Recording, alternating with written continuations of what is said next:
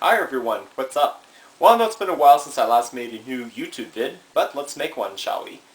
Well, today's video is, we got some new molts to share with you, and also want to be happy to tell you that I finally graduated university with my Bachelor of Education degree. So, I am maybe going to film, my convocation sometime in May.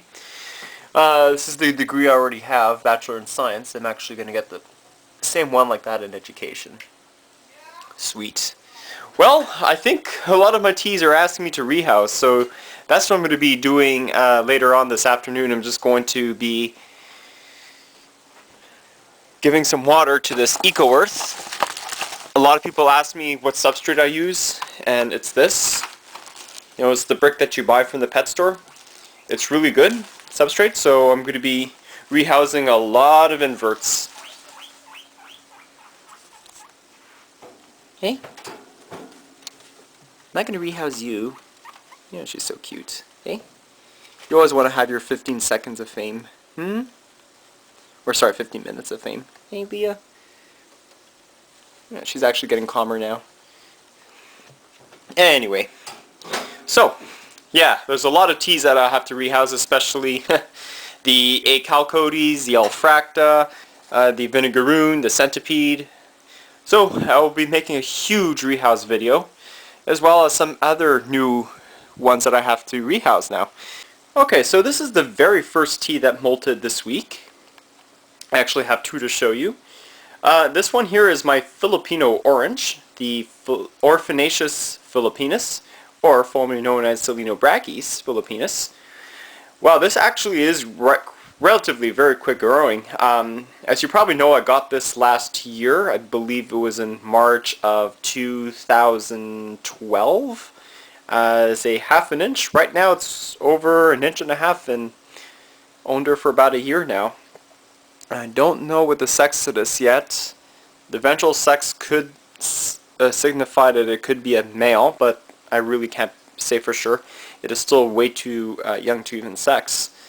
But yeah, it's really quick growing. It's like, right now it's about an inch and a half right now, and it used to be half an inch. So this, I think it's still okay for now in this enclosure. Probably next time it's going to be getting a little small deli container. Just like you see those. Pretty cool. Okay, so that's one down, one to go. Well, you may have already seen or wondered why my P.auratus wasn't eating or hasn't been featured in many of the most recent feeding videos. Well, she wasn't pre-molt, and I kind of knew it. Yesterday she was building some webs around a certain area, and lo and behold, when I got up this morning around 7 a.m., right now it's 10:23, she actually molted. But I just want to show you how freaky large these P.auratus species get. So I'm just going to touch her just very, very gently. I'm not going to prod her in any way because she is relatively fresh from her molt, so I'm not going to disturb her too much. But you can see it's quite a big size difference between the molt and her.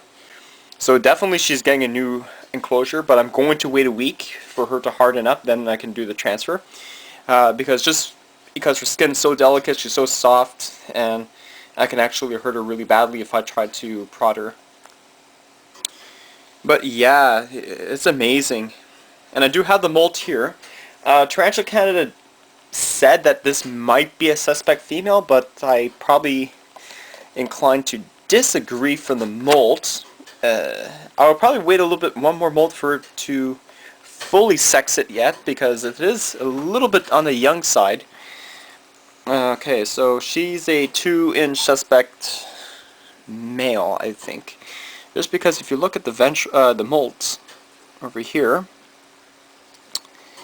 well, maybe you can see a flap here, but I don't know if this is an actual flap or not.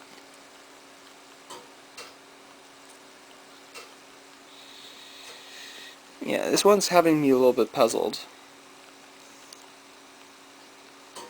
To me, it may look like a male.